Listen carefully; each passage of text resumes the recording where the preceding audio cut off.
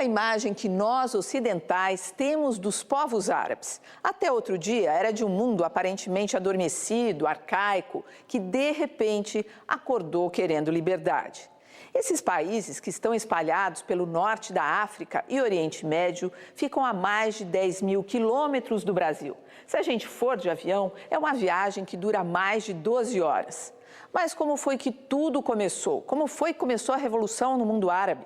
Qual foi o estopim dos conflitos que se alastraram em poucos dias, atravessando fronteiras e derrubando regimes instalados há décadas no poder?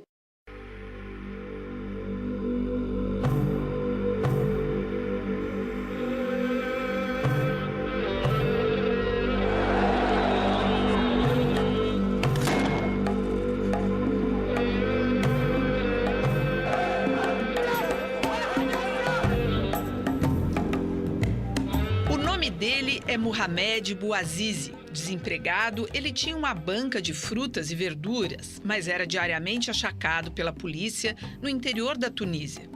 Depois de ver seu carrinho confiscado, quando se recusou a pagar mais propinas, entrou em desespero. Mohamed ateou fogo ao próprio corpo no dia 17 de dezembro de 2010. Era uma sexta-feira, dia sagrado para os muçulmanos. Bouazizi foi parar num hospital e morreu 2 semanas depois. Não pôde testemunhar o que parecia quase impossível, um verdadeiro levante no mundo árabe.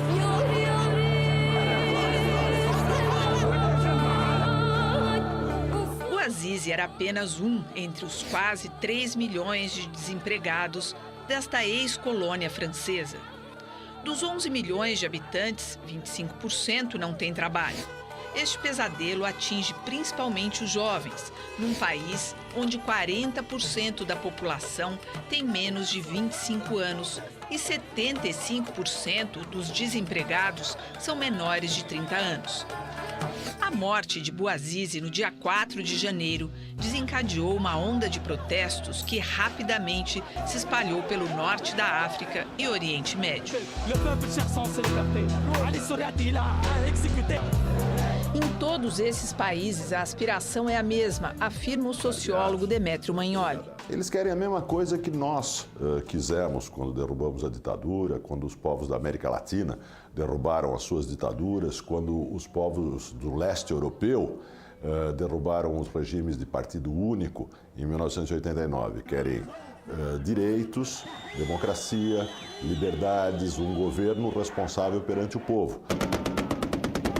O professor Marco Antônio Villa lembra que, além das liberdades individuais, os povos desses países querem denunciar os regimes corruptos. A questão central é a luta pela democracia. Quer dizer, o que eles querem lá é o mesmo que a gente quer aqui. É o mesmo, guardadas, claro, as diferenças históricas, religiosas de cada região, no caso, norte da África e do Oriente Médio, mas a questão mostra, mais uma vez, reforça que a democracia ela não é um valor ocidental, ela é mais do que isso. A democracia é um valor universal.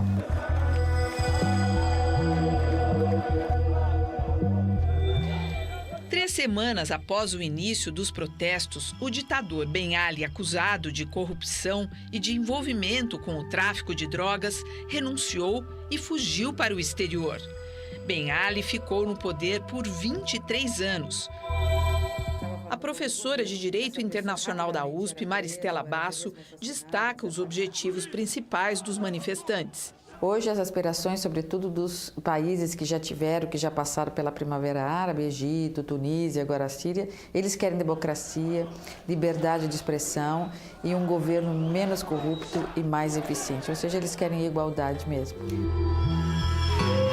Após a fuga de Ben Ali, um governo interino assumiu o poder com o compromisso de iniciar o processo de abertura democrática. Uma comissão das Nações Unidas apurou que 219 pessoas morreram durante os protestos pela queda da ditadura na Tunísia. Em junho, a Justiça da Tunísia condenou Ben Ali a 35 anos de prisão por responsabilidade na morte dos manifestantes. Um mês depois, ele foi condenado a mais 15 anos por corrupção. Nos 2 casos, Ben Ali foi condenado à revelia, uma vez que permanecia na Arábia Saudita.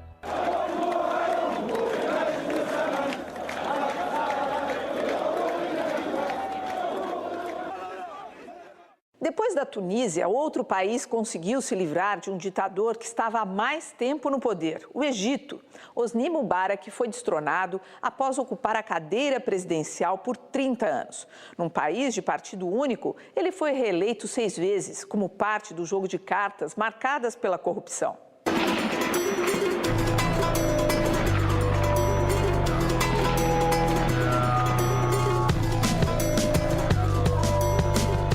Os protestos no Egito duraram exatos 18 dias. Nesse período, milhares de pessoas, em sua maioria jovens, conectados via internet, desafiaram as forças de segurança do regime e se instalaram na Praça Tahrir, no centro do Cairo. Os choques entre a polícia e os manifestantes levaram à morte de 846 pessoas, de acordo com o levantamento das próprias autoridades egípcias. Mais de 6.000 ficaram feridas. A exemplo de outros povos da região, os egípcios levaram décadas para se levantar contra um regime opressor. Maristela Basso explica por quê. Durante muito tempo eles ficaram subjugados, quer dizer, subjugados com o medo de falar contrário ao que o governo vinha dizendo. E eram governos muito terríveis, quer dizer, com um serviço secreto muito eficiente, e qualquer um que se manifestasse contra ou onde houvesse suspeita de que alguém estava falando contra o governo, essa pessoa rapidamente era presa ou era até mesmo assassinada, desaparecida. Então isso tudo gerou um medo e durante muito tempo eles ficaram sufocados e ficaram guardados, né? Até que sentiram coragem, porque se viram num número expressivo de jovens, um número expressivo de pessoas, a união poderia fazer a força. Demétrio Magnoli chama a atenção para o grau de opressão vivido por esses povos e o peso dos clãs. Demorou para despertar, de fato, o despertar do mundo árabe foi demorado. Em primeiro lugar, pelo peso das ditaduras nas regiões, pelo tipo de controle que essas ditaduras exerciam, muitas vezes um controle militar, muitas vezes um controle clânico sobre os seus países. Clânico, relacionado a clã, ou seja, um grupo dominante. E também em função do mito do inimigo externo, quer dizer, as ditaduras árabes sempre utilizaram o pretexto do inimigo externo, essencialmente hoje em dia Israel, como fonte da sua legitimação. Ser contra Israel se transformava num modo de legitimar os regimes, de legitimar os governos. E com isso se conseguiu por muito tempo secar um discurso oposicionista baseado na ideia de direitos e de liberdades.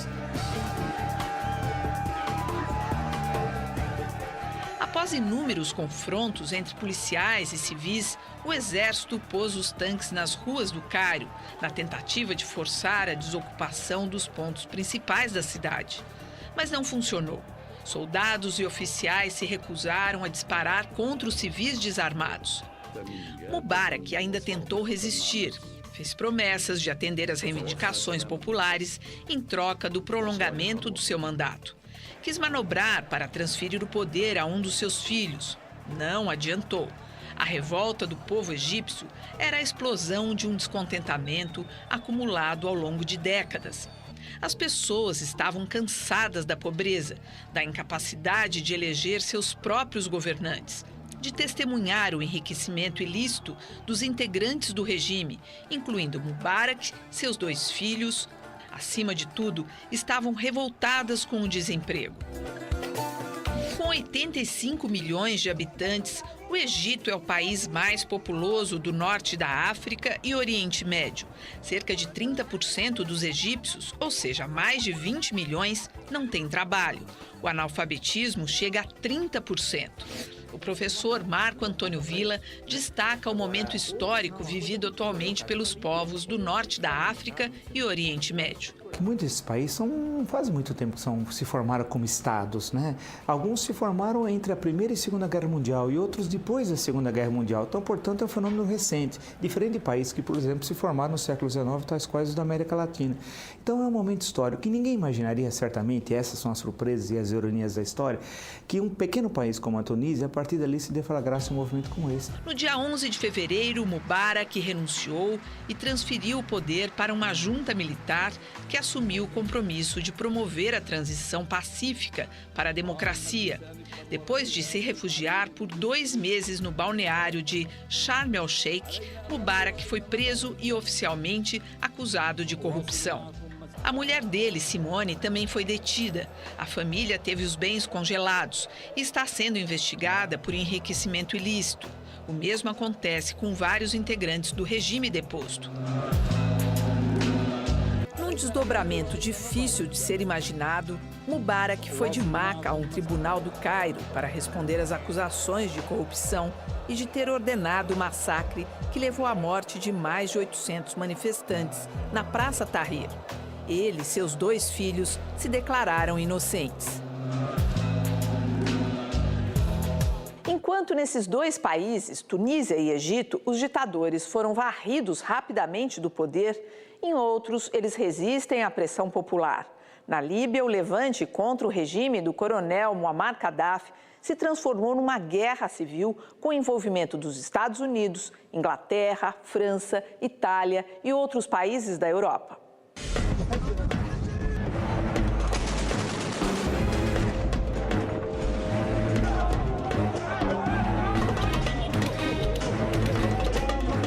De um lado estão os rebeldes que lutam pela derrubada do regime. De outro, os mercenários contratados pelo governo e as forças regulares do exército de Muammar Gaddafi. No poder há mais de 4 décadas, desde 1969, Gaddafi não se mostra disposto a renunciar. O engenheiro Emir Murad morou 3 anos em Benghazi, onde trabalhava para uma construtora brasileira. Assim que começaram os conflitos, ele retornou ao Brasil. Murad acredita que o levante nos países árabes tem um fator comum a todos eles. A coisa em comum é que todas elas, sem exceção, lutam por melhor qualidade de vida, por democracia e por liberdade.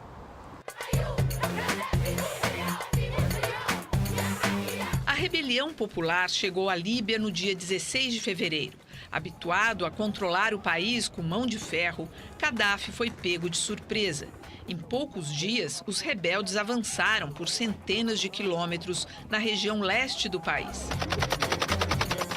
Aos poucos, as principais cidades foram caindo em poder das forças que se levantavam contra o regime.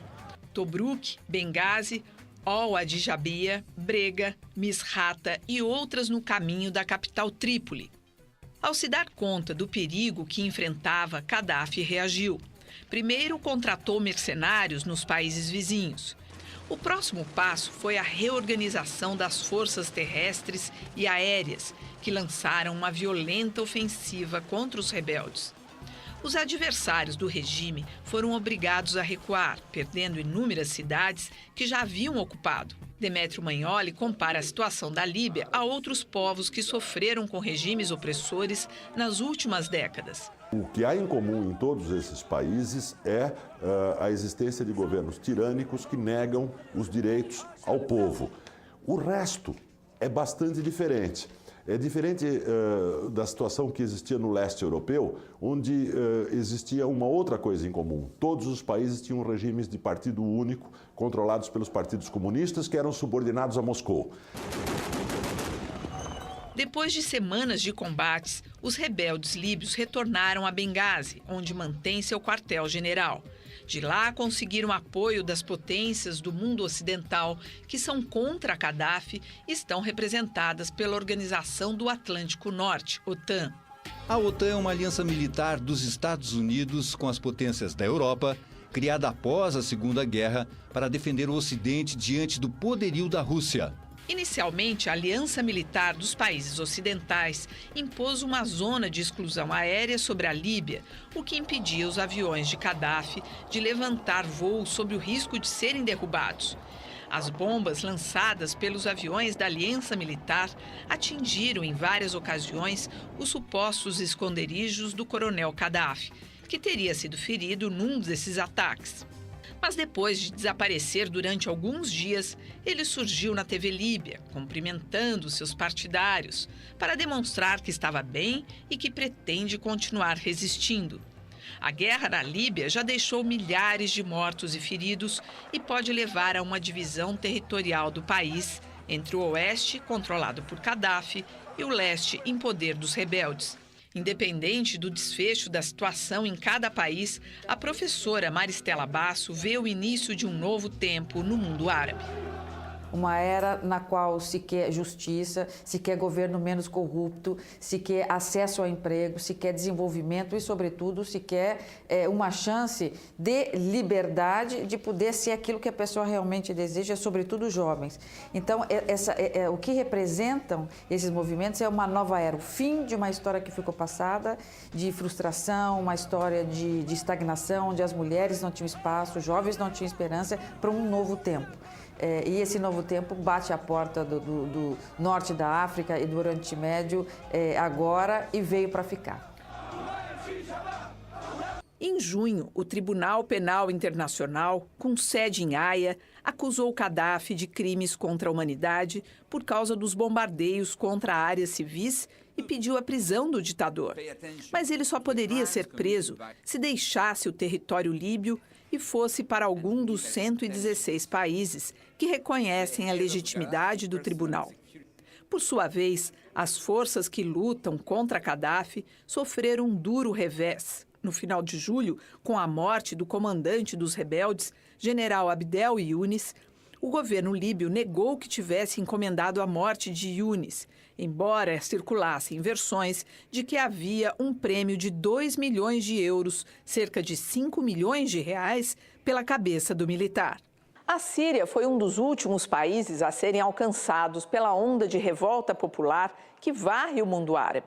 Um dos regimes mais autoritários da região, o governo sírio reage com violência aos protestos.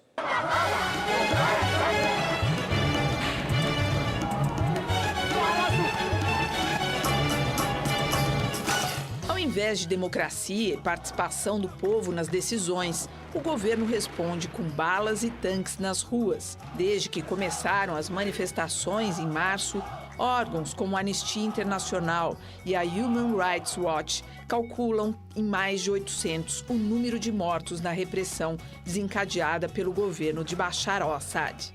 A professora Maristela Basso aponta diferenças na situação de cada um desses países onde se registram levantes populares. Porque eles têm mais certeza de que eles queriam tirar o governo, eles tinham mais certeza de que aquele governo deveria cair e que aquele governo não tinha mais nada de importante ou de bom para oferecer. Diferente do que está acontecendo nesse momento na Síria, em que no início havia muita dúvida de que o governo deveria abandonar o seu posto, de que o presidente deveria deixar o seu lugar. Talvez ele pudesse melhorar a sua postura, talvez ele pudesse dar mais liberdade, dar mais espaço para a população e mais acesso a emprego, sobretudo para os jovens. Então, o povo tinha a expectativa de que o governo poderia responder às suas necessidades. E, com o tempo, eles foram vendo que as promessas eram vãs, que as promessas não iriam ser realizadas, então eles passaram a querer a derrubada do governo. Por isso que demorou um pouco mais. Foi a definição do que eles queriam mesmo. Os primeiros protestos ocorreram na cidade de Deraa e logo se espalharam para Homs, Bânias e, em seguida, a capital Damasco. Na tentativa de justificar a repressão, o governo qualificou as manifestações por democracia como uma insurreição armada, o que supostamente permitiria a mobilização do exército para esmagar os opositores. No poder há 11 anos, Bashar herdou a cadeira presidencial do pai Hafez, que comandou o país com mão de ferro por 3 décadas. Aqui no Brasil, imigrantes sírios sonham com as mudanças em seu país de origem, que levam a uma maior justiça social. Adil Dabul, nascida em Damasco, faz questão de desfazer a imagem de opressão sobre as mulheres no país. Quanto a essa questão de como a mulher árabe é em casa ou como esposa, muitas pessoas se enganam, acham que existe uma opressão, que ela não pode fazer o que ela tem vontade, nem de sair, muitas pessoas acham que é assim, independente do uso ou não do véu. Gostaria de deixar isso bem claro. A exemplo da maioria dos países da região, a Síria nunca conheceu a democracia. Após a independência da França em 1946, o país passou por uma série de golpes de Estado e regimes militares até a ascensão da família Assad, em 63. Um dos maiores inimigos de Israel na região, a Síria é aliada do Hezbollah. O Hezbollah, que significa Partido de Deus, é um grupo radical muçulmano que defende a destruição de Israel. O desdobramento da crise no país, que ao longo de semanas já deixou centenas de mortos e milhares de feridos, pode ter um forte impacto em todo o Oriente Médio. Seja pelo exemplo aos povos de países que vivem sob tiranias, ou pela repercussão junto aos grupos radicais que lutam pela instalação de regimes semelhantes ao do Irã.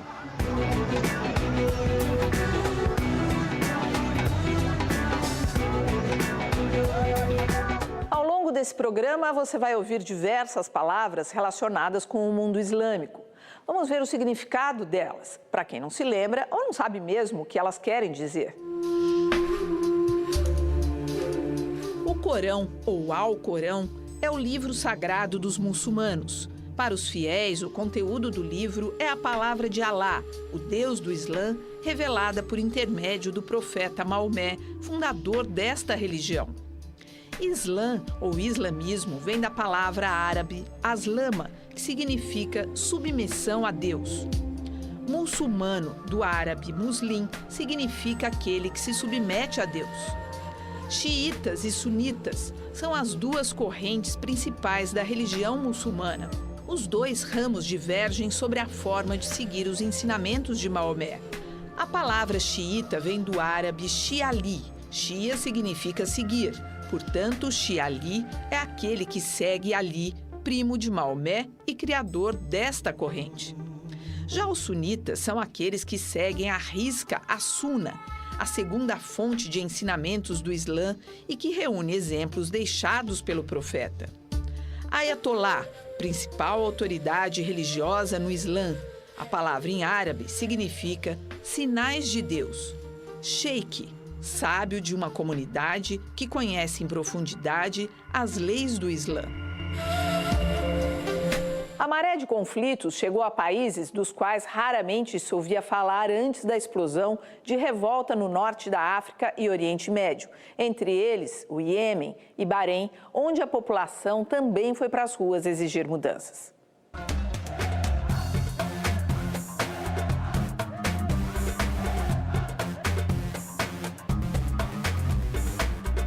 No Iêmen, os manifestantes tomaram as ruas da capital, Sanaã, para exigir a queda do presidente Abdullah Saleh.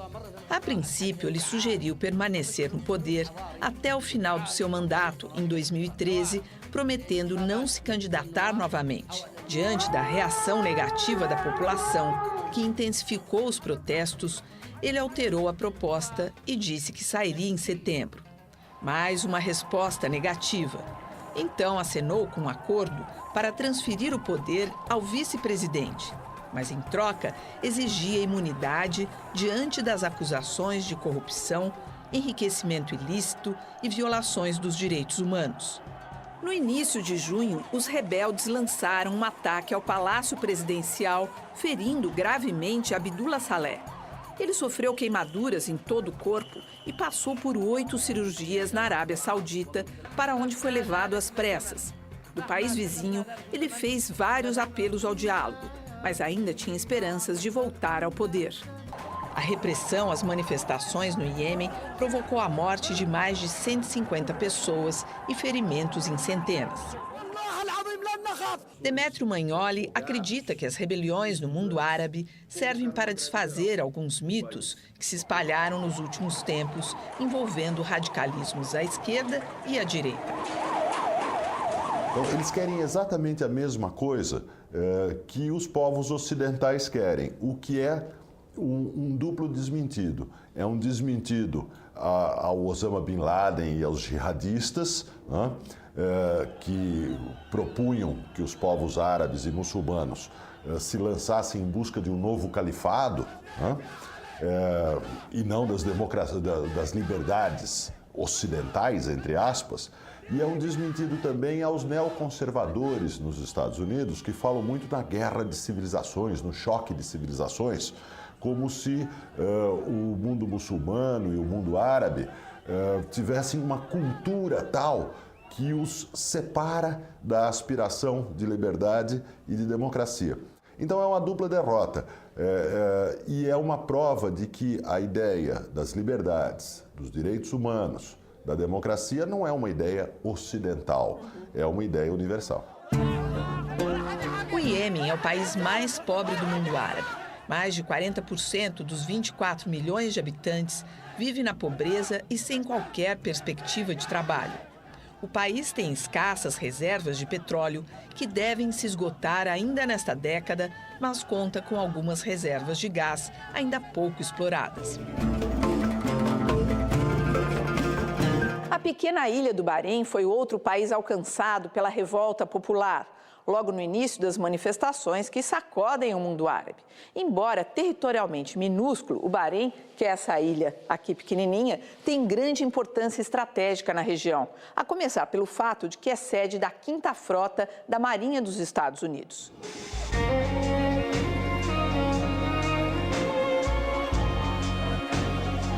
A imagem de estabilidade permanente do Bahrein se rompeu no dia 14 de fevereiro, quando o povo foi para as ruas da capital, Manamá, denunciar a falta de liberdade política e mudanças na economia que levem à geração de empregos. A polícia entrou em ação e pelo menos 30 pessoas morreram. Grupos de defesa dos direitos humanos denunciam que mais de 400 manifestantes foram presos e muito torturados. A repressão desencadeada pelo governo chegou ao extremo de proibir médicos e enfermeiros de tratar pacientes feridos em choques com a polícia. Em todos esses países, a internet tem se revelado um instrumento valioso na mobilização popular, embora exista quem ainda questione o peso das novas tecnologias. Essas revoluções tecnológicas da passagem do século XX para o século XXI. E a importância que elas têm nesse processo agora desgasta a ditadura. Mesmo que as ditaduras queiram controlar, usam vários meios de tentar controlar, mas não tem jeito. As imagens, o uso do YouTube, eles tentam controlar a repressão às maçãs de rua, as imagens, mas alguém filma no celular, coloca no YouTube, as redes sociais. Então elas têm um papel fundamental de, tanto quanto possível, romper a censura que essas ditaduras impõem sobre seus povos. Ajudou a tornar mais rápida a mobilização, mas eu acho que foi muito exagerado o papel da internet.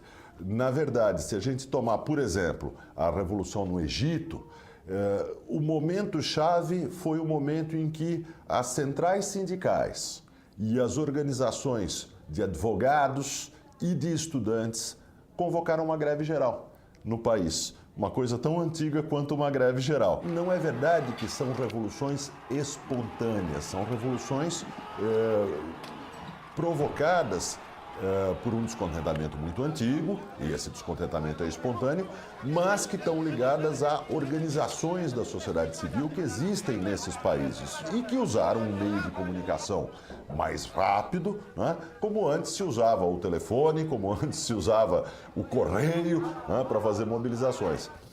Então eu acho que não se deve exagerar o papel da internet, não são revoluções do Facebook. São revoluções que se baseiam em organizações da sociedade civil que utilizam os meios de comunicação que estão disponíveis. Sem a internet, eles não teriam conseguido levar tanta gente para o mesmo lugar ao mesmo tempo e não teriam conseguido divulgar a necessidade deles lutarem, ou seja, deles se unirem e lutarem contra esses governos corruptos que eles não queriam mais.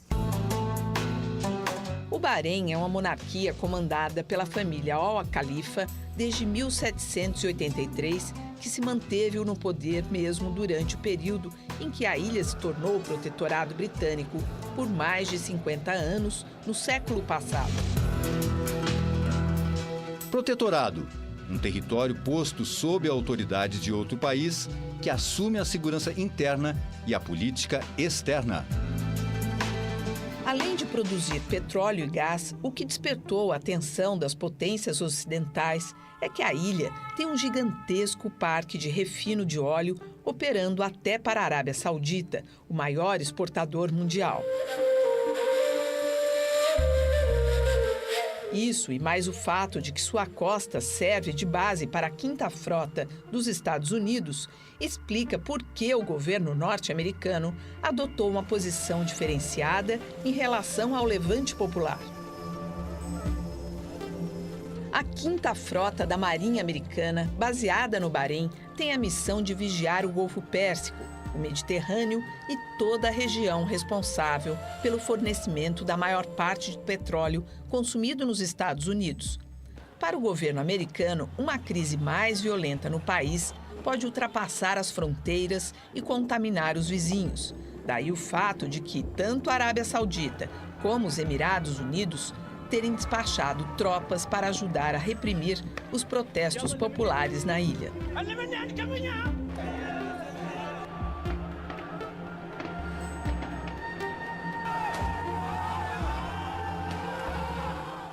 Se em alguns países do mundo árabe a pressão popular é intensa pelas reformas, em outros ela simplesmente não existe ou é bastante limitada. Na Arábia Saudita, por exemplo, as pessoas aparentemente estão satisfeitas com a monarquia.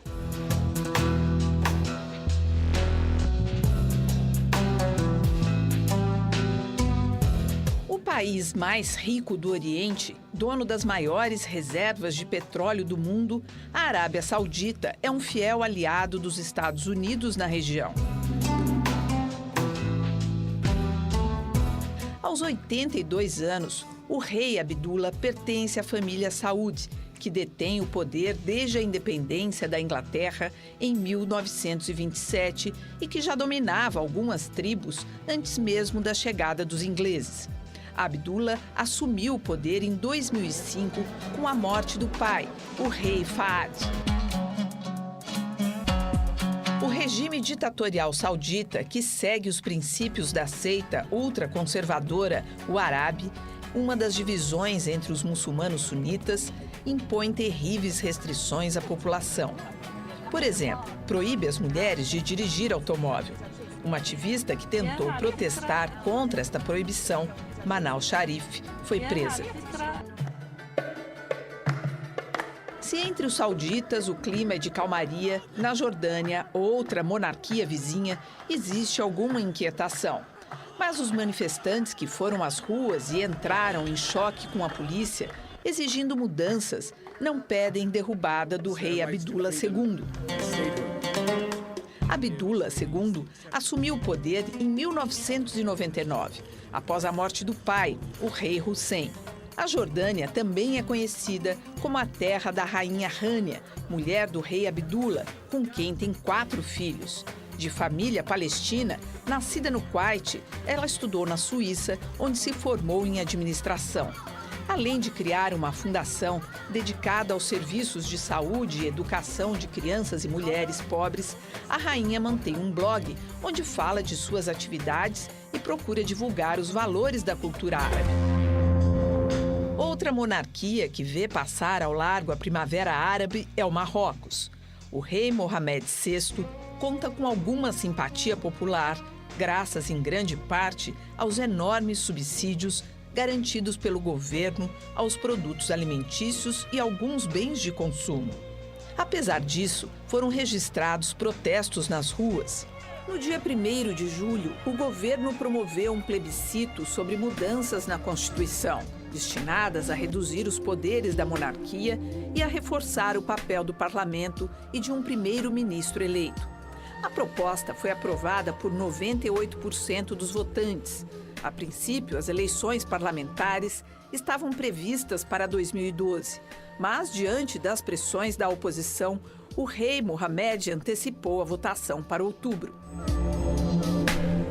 A Argélia foi um dos primeiros países contaminados pela revolta iniciada na Tunísia, mas o governo reagiu rapidamente para conter os protestos, atuando em várias frentes. De um lado, pôs a polícia nas ruas, prendeu os líderes da oposição e reforçou o controle sobre a imprensa escrita, que vive sob um regime de liberdade consentida. O analista de sistema, Hakim Mahdi, que deixou a Argélia há 6 anos para trabalhar no Brasil, o conflito em seu país se deve a um regime que resiste às mudanças. A gente tem problema com um sistema que não quer sair.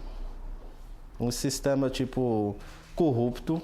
O cara tá lá, não quer sair, não quer deixar outro, né? Abrir espaço para os jovens também. É isso mesmo, mais voltado a isso, na verdade. No poder há 12 anos e reeleito para um terceiro mandato que vai até 2014, o presidente Abdel Aziz Bouteflika não parece disposto a deixar o governo. Para Hakim Mahdi, não há dúvidas sobre as aspirações do povo argelino. Tem muita coisa para se fazer, principalmente democracia e social. Claro, se você melhorar, por exemplo, essa coisa da democracia, o social automaticamente vai melhorar, né?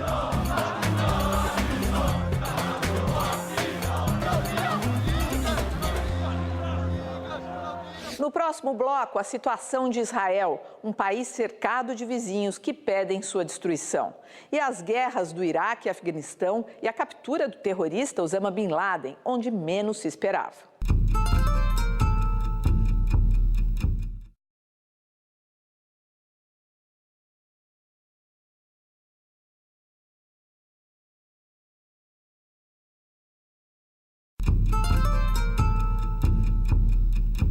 No complicado xadrez do Oriente Médio, poucos países têm uma situação tão difícil como Israel. Cercado de inimigos que pedem abertamente sua destruição, Israel vive em estado de permanente tensão. Venceu todas as guerras que disputou com os vizinhos, mas enfrenta outros conflitos regionais.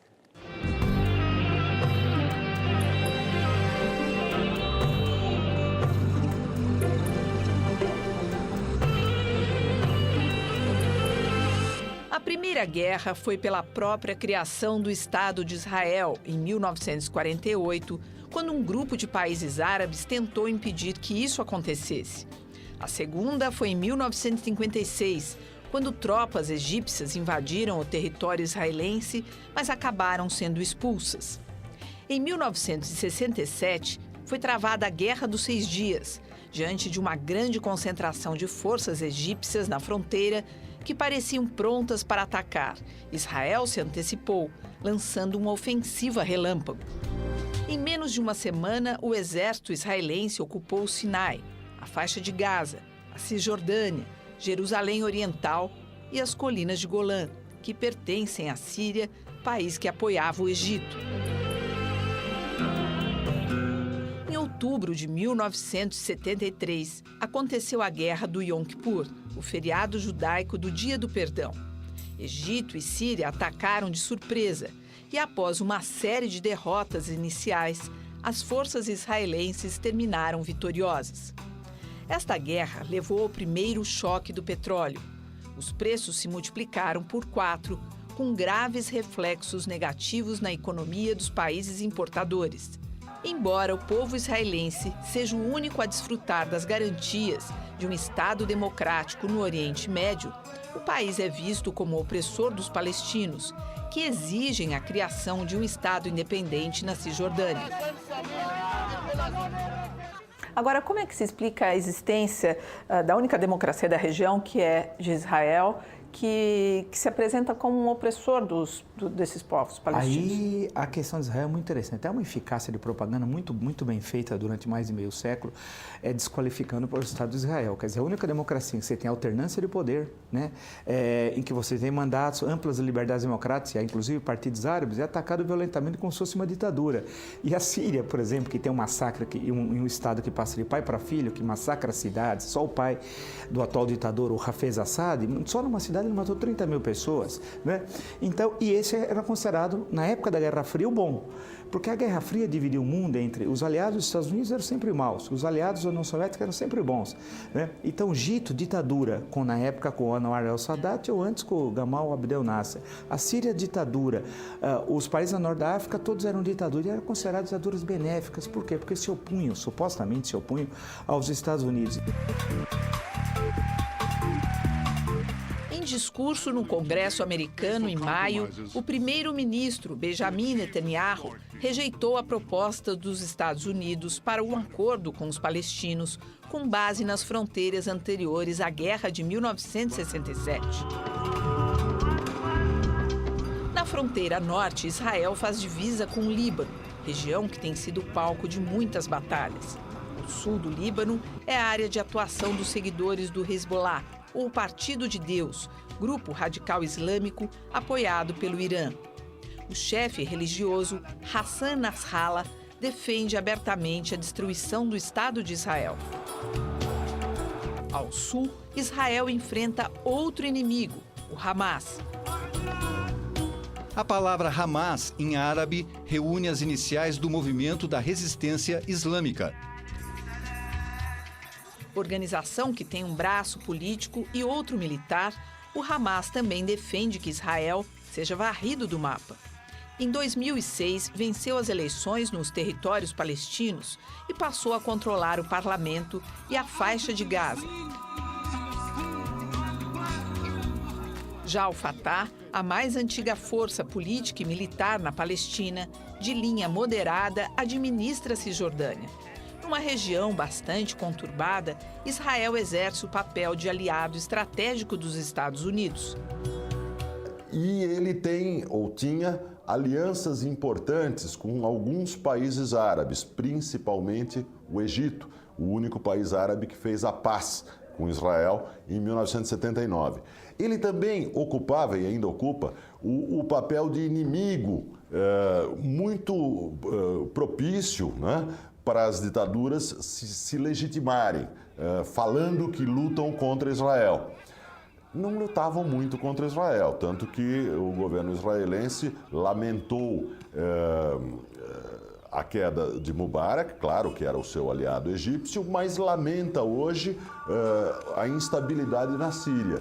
Israel prefere a atual ditadura síria, que se diz anti-israelense, do que um regime que poderia sucedê-la, porque regimes democráticos nos países árabes deixariam Israel, ou deixarão Israel, numa situação curiosa.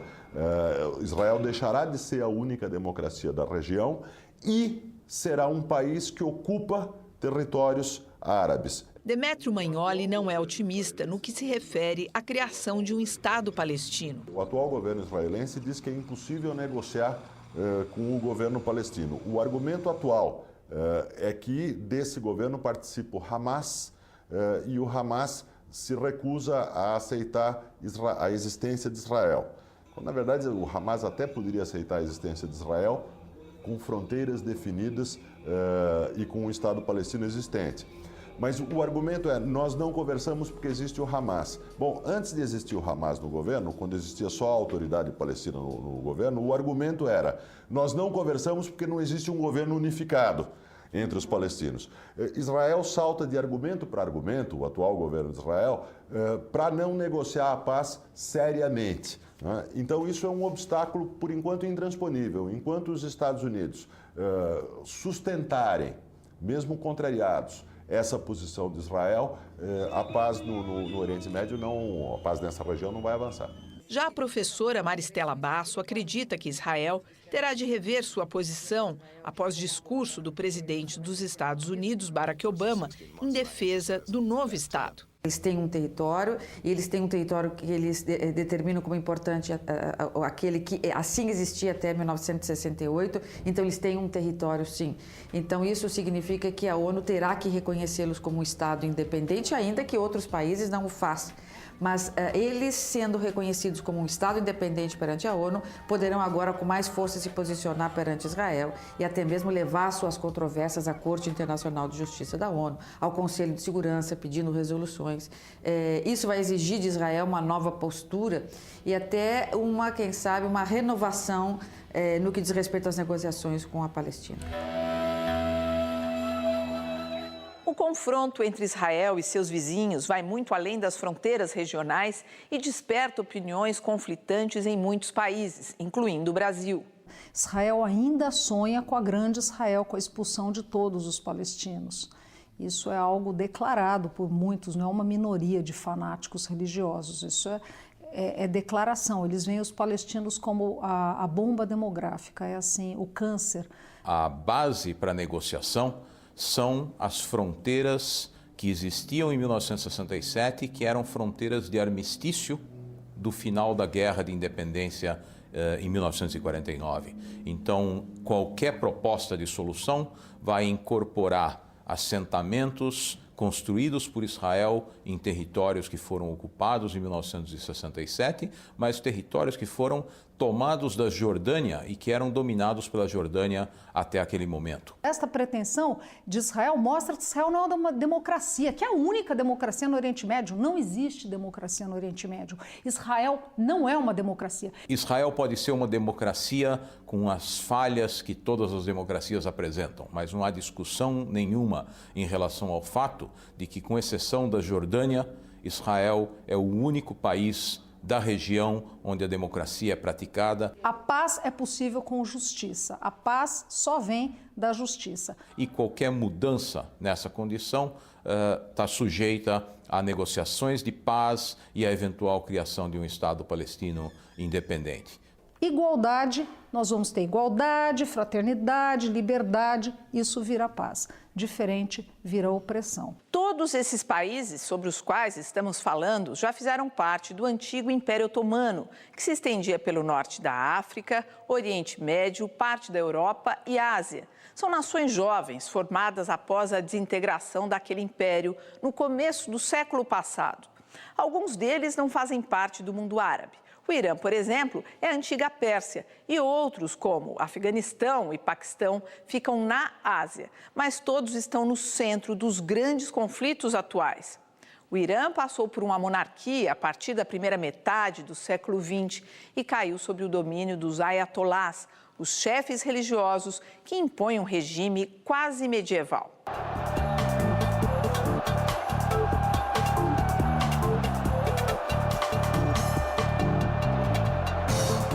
Após a revolução que derrubou a monarquia do Shah Reza Pahlavi em 1979, o Irã se transformou numa república islâmica, ou seja, um país governado pelas leis do Corão, o livro sagrado dos muçulmanos. O poder passou para as mãos do Ayatollah Khomeini, autoridade religiosa máxima na época. Ele representava os muçulmanos xiitas, que somam quase 90% da população. Xiitas formam uma das duas correntes majoritárias da religião muçulmana. A outra é a dos sunitas. Ambos reivindicam a sua própria interpretação do Corão, o livro sagrado para eles. Com a morte de Khomeini em 1989, assumiu o Ayatollah Ali Khamenei. O segundo homem no poder é o presidente da República. O atual ocupante do cargo, o presidente Ahmadinejad, foi eleito em 2005 e reeleito em 2009.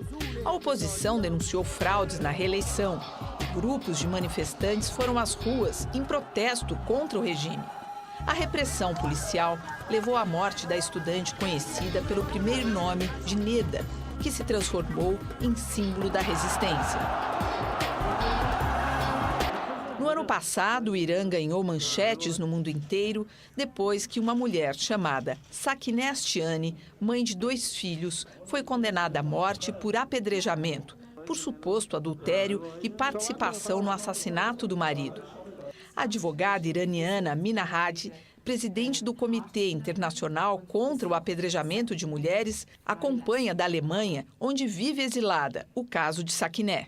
Das islamische Regime versucht immer wieder hart zu bleiben und versucht Sakina nicht freilassen. Aber Regime kann nicht auch Sakina töten, weil das ist jetzt eine sehr große Bewegung gegen diese Steinigung.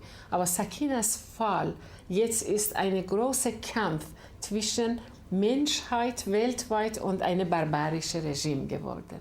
Mina Hadi vê com otimismo os levantes no mundo árabe. Eine große Sympathie für Menschen, die dort leben und kämpfen für Freiheit. O Irã não apenas defende a destruição de Israel, como o presidente Ahmadinejad chegou a afirmar que o Holocausto, a morte de 6 milhões de judeus pelos nazistas na Segunda Guerra, não existiu. But the government is very brutal, so it will make it very difficult for it to change. But change will come. Quem diz isso é o jornalista e cineasta iraniano Maziar Bahari, que esteve recentemente em São Paulo. Bahari, que foi preso e torturado no Irã e hoje vive no exílio, acredita que as rebeliões no mundo árabe, em algum momento, vão chegar ao Irã. It will arrive in Iran, maybe not next month, maybe not this year, or 2 years, or 10 years. When you think about Soviet Union, it took 70 years for Soviet Union to collapse. The Iranian government is only 30 years old. So economically, they're not doing well. The inflation rate, unemployment rate, social problems. And also, people of Iran, they want to have democracy. They want to speak out. Após os atentados de 11 de setembro de 2011, o governo do então presidente George W. Bush decidiu que era preciso punir os responsáveis. Bush ordenou uma caçada internacional a Osama Bin Laden, líder do grupo terrorista Al-Qaeda, responsável pelos ataques. O primeiro país a entrar na mira dos Estados Unidos foi o Afeganistão.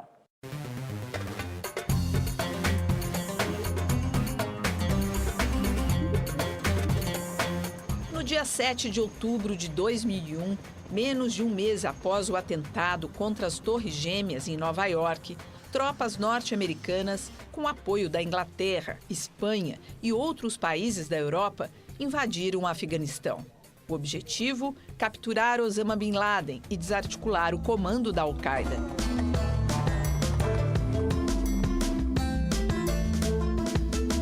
De quebra, derrubar o regime que estava no poder naquele momento no Afeganistão, comandado pelo Talibã, milícia radical muçulmana que dava apoio a Bin Laden. Os Estados Unidos perderam cerca de 2.000 soldados neste conflito, enquanto as baixas entre os afegãos passam de 20.000. O custo financeiro beira 400 bilhões de dólares.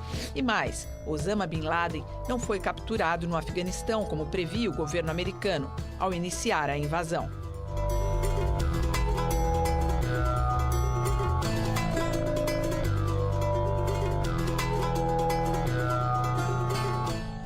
A descoberta de que o terrorista Osama Bin Laden, fundador da Al-Qaeda, estava escondido no Paquistão, onde foi morto, surpreendeu os Estados Unidos, que o procuravam no vizinho Afeganistão.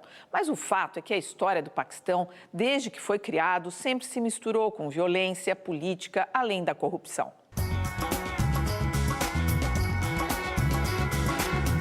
Domingo, 1º de maio, quando 4 helicópteros dos Estados Unidos invadiram o espaço aéreo do Paquistão e chegaram à pequena cidade de Abbottabad, onde Osama Bin Laden estava escondido. Em poucos minutos, o Comando Especial da Marinha Americana invadiu a casa e matou Bin Laden. Também feriu outros ocupantes da residência e se retirou, levando o corpo do terrorista jogado ao mar horas depois. Terminava, assim, uma caçada iniciada em 11 de setembro de 2001, quando os extremistas da Al-Qaeda destruíram as Torres Gêmeas em Nova York, matando 3.000 pessoas no maior atentado terrorista da história. Criado em 1947, quando se separou da Índia e conquistou a independência da Grã-Bretanha, o Paquistão tem uma longa história de violência política e corrupção. A ex-primeira-ministra Benazir Bhutto foi assassinada a tiros em 2007. O pai dela, o ex-primeiro-ministro Ali Bhutto, deposto por um golpe militar, foi executado em 1979. Já o marido de Benazir, o atual presidente, Ali Zardari chegou a ser apelidado de Mr. 10% quando foi ministro no governo dela. Acusado de corrupção e de mandar matar adversários políticos, Zardari cumpriu 11 anos de prisão. O atual primeiro-ministro, Reza Gilani, também passou uma temporada na prisão, 4 anos, acusado de desvio de dinheiro público na época em que era deputado. Muitos historiadores já advertiram que a riqueza do petróleo, para alguns países, pode se transformar em maldição. Esse parece ser o caso do Iraque, país que, ao longo de toda a sua história, teve raros momentos de paz. Há mais de 3 décadas figura no centro dos conflitos no Oriente Médio.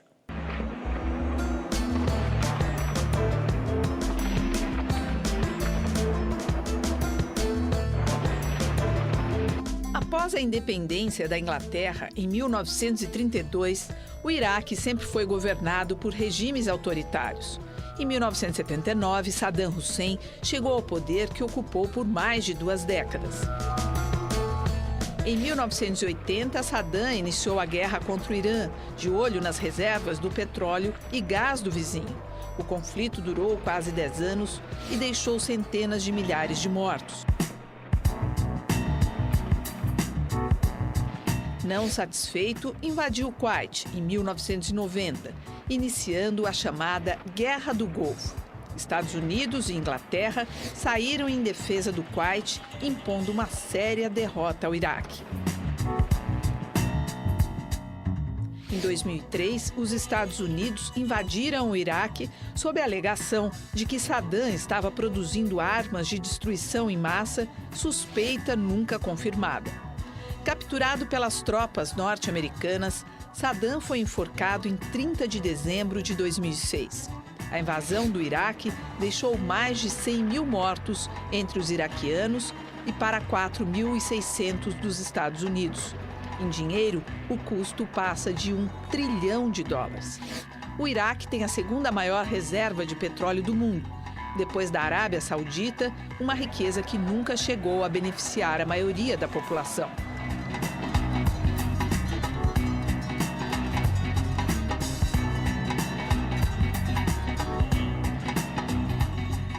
Em instantes, mais opiniões de pessoas que acompanham à distância a luta dos povos árabes por democracia e liberdade. A revolução no mundo árabe provoca uma onda de refugiados que se espalha pela Europa Ocidental.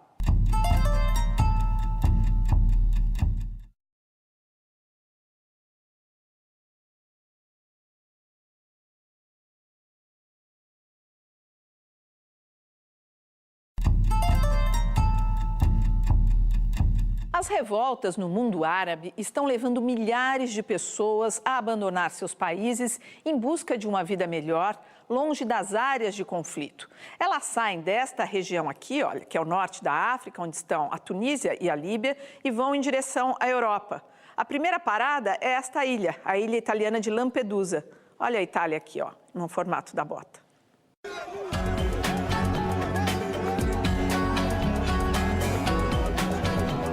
A maioria dos refugiados parte da Tunísia. A travessia até Lampedusa em pequenas embarcações superlotadas é bastante perigosa. Já ocorreram naufrágios que deixaram dezenas de mortos.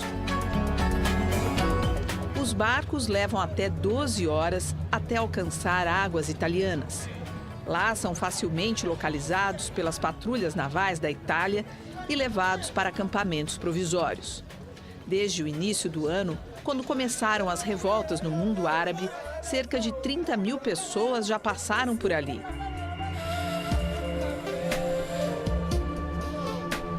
Muitos conseguem escapar das patrulhas e seguem direto para o continente. Lá se espalham pela Itália, França e Espanha. Sem perspectiva, eles perambulam pelas ruas e praças das cidades europeias. O que eles buscam, oferta de trabalho, não existe nem mesmo para os próprios europeus. Às voltas com assustadores índices de desemprego. A Organização das Nações Unidas monitora a situação desses imigrantes e tenta assegurar que eles tenham seus direitos reconhecidos. Vamos agora abrir algumas janelas para esse mundo. Vamos ouvir opiniões de quem tem raízes no norte da África ou Oriente Médio e que acompanham atentamente os fatos nesta região. And so, overall, I think one has to conclude that the situation in Acima de tudo, se conclui que a situação nos territórios ocupados se mantém terrível como sempre foi. É preciso lembrar que esta é uma longa e histórica ocupação que começou em 1967 e já dura 44 anos. Since 1967, over 44 years. 95% da população judaica, israelita, ou judeus, ou 95% da população árabe vai ter paz. Porque é o que nós queremos, são pessoas normais como qualquer parte do mundo. Um escritor francês, filósofo, que falou: la liberté, ce n'est pas quelque chose qui est donné, c'est une œuvre qui est à faire. A liberdade não é uma coisa dada, é uma obra a ser feita. In some countries, E em alguns países esperam que as novas gerações assumam o poder. A perenização de governos, isso é uma doença bastante séria, nunca deve existir mais em nenhum país, não só do Oriente Médio, mas do mundo inteiro. Estamos vivendo num momento muito difícil, mas a vitória das forças de paz e de cooperação entre os povos sempre vão vencer, questão de tempo. Sou otimista porque sou palestina e o território palestino está no meio do mundo árabe. Felizmente, as mudanças que ocorreram nesta região também devem levar a paz aos palestinos. I'm inclined to think that the future would be far much better than Estou inclinado a acreditar que o futuro será melhor. Certamente é isso que esperamos. E teremos que trabalhar duro para garantir o sucesso da revolução. To attain this successful end of the revolution. Esta edição especial sobre a revolução no mundo árabe termina aqui. O que nós buscamos ao longo deste programa foi fazer um rápido retrato dos acontecimentos nesta parte do mundo. São fatos que hoje estão nas páginas dos jornais e revistas, no rádio, na televisão, na internet e que em breve estarão nos livros de história. Uma boa noite a todos e até a próxima.